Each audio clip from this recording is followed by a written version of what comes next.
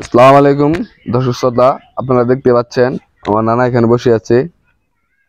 তো আমার নানার জন্য সবাই দোয়া করবেন, ইভেন তো আরো যেন বেঁচে থাকতে পারে।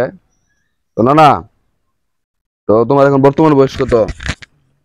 130। কত? 130। ও, তুমি এখনো কাজ করতেছো? এই ঘরটা কি তুমি দিছো? হ্যাঁ, হুম। কও। হ্যাঁ। ও, তো নানা দেখেন এত বয়সে এত পরিশ্রম করতেছে, আর আমরা এই 20-25 বছর এত পরিশ্রম করতে পারি না। এই ঘরটা দেখা, এটা একাই ঘরটা দিছে, আর পিছে ফুল ফুল দেখা। ওই যে গাছে। হ্যালো গাইস, আমার নানার জন্য সবাই দোয়া করবেন। নানার জন্য আরো বেঁচে থাকতে পারে, আরো 100 বছর বেঁচে থাকার জন্য নানার জন্য সবাই দোয়া করবেন। আমার নানা এখন একটু অসুস্থ আছে, নানার জন্য সবাই দোয়া করবেন। আল্লাহ তাআলা যেন খুব অতি তাড়াতাড়ি নানাকে সুস্থ দান করেন। নানা দোয়া যাও, সবাই আমার জন্য দোয়া করেন। হ্যাঁ, যা যাই আল্লাহ। আচ্ছা, তো নানাকে আমি বললাম, নানা তুমি এত পরিশ্রম এখন কেন করতেছো? তোমার শরীরে তো অসুখ হবে, এমনি তুমি অসুস্থ। নানা বলতেছি, আমি যদি কাজ না করতাম তাহলে এই পর্যন্ত বেঁচে থাকতে পারতাম না।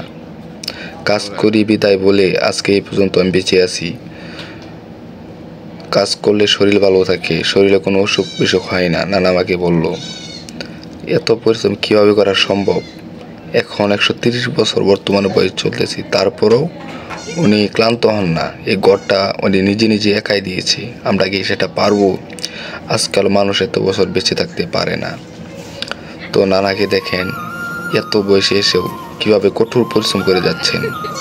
ওনাকে কাজ করতে মানা করা হয়, তারপরও উনি কাজ করে টুকটাক। কাজ করলে ওনার বলে অনেক ভালো লাগে, শান্তি পাই। আপনি যত না করবেন ওনাকে, তারপরও উনি কাজ করবেই। আর দেখেন চবর চবর এখনো শুকনা কাঁচা সুপারি দিয়ে টাপ টাপ পান চাবিয়ে খাচ্ছে। এটা কিভাবে সম্ভব? আমরা এতটুকু বেঁচে থাকতে পারবো কিনা সেটা জানি না। তো আমার নানার জন্য সবাই দোয়া করবেন। হ্যালো গাইস, আমার ভিডিওটা যদি ভালো লাগে থাকে সবাই আমার চ্যানেলটা সাবস্ক্রাইব বা ফলো দিয়ে রাখবেন, আর নতুন নতুন ভিডিও পাওয়ার জন্য সবাই ভালো থাকবেন।